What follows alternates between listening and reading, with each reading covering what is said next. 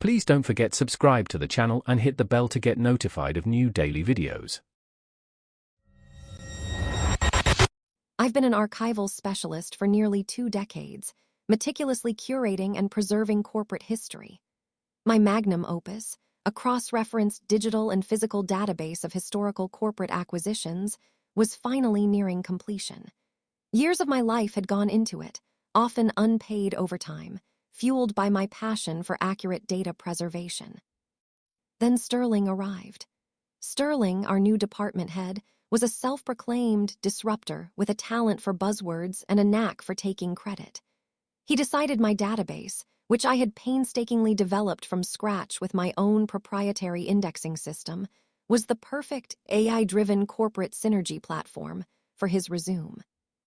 He wanted to rush its launch, disregarding my warnings about data integrity, and worse, he demanded immediate access to my personal research journals, which contained my unique indexing methodology, claiming they needed to be integrated into his project. He wasn't subtle. He was trying to steal my intellectual property outright and sabotage the very data he claimed to champion by rushing a half-baked digital transfer. One afternoon, I was in the secure archival vault, performing a routine integrity check on the legacy data transfer unit. This unit isn't a server in the modern sense. It's a massive, old-school industrial rack, equipped with proprietary hardware and optical readers, used for the initial physical transfer of ancient data formats.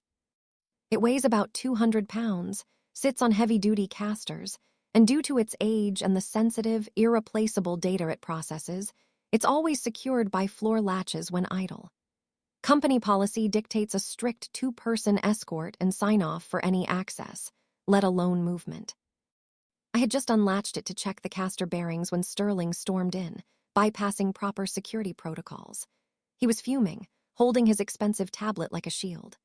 "Marina," he declared, his voice calm, almost serene, echoing in the vault, "I am ordering you to step away from that unit and allow me to access it immediately or face insubordination charges."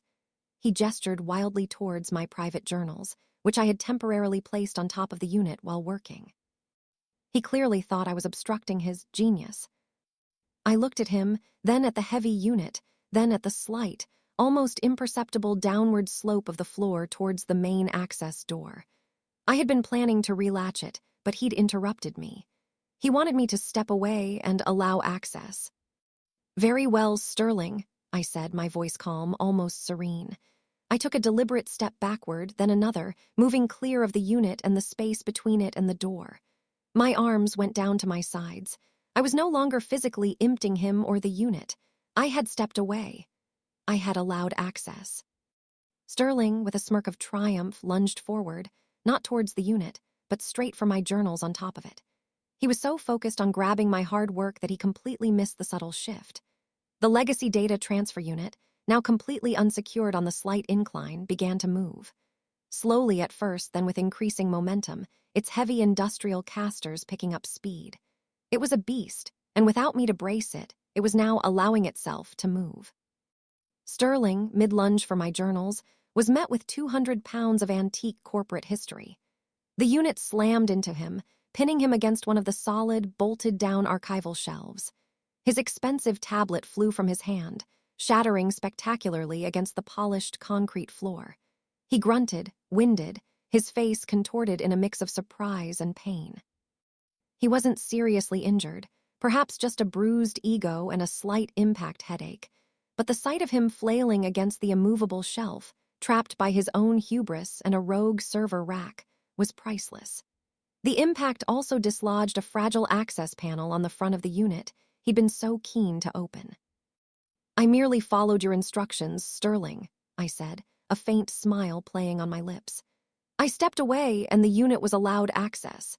He glared at me, panting, as I calmly walked past him to retrieve my journals from the unit's now tilted surface. I could almost hear the security cameras whirring, capturing every frame. He wanted access, and the unit certainly got access to him.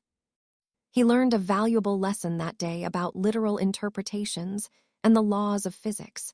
Be careful what you ask for, especially when dealing with meticulously organized data and heavy equipment. If you enjoyed this video, please hit the thumbs up button to like it. And please do subscribe to support the channel.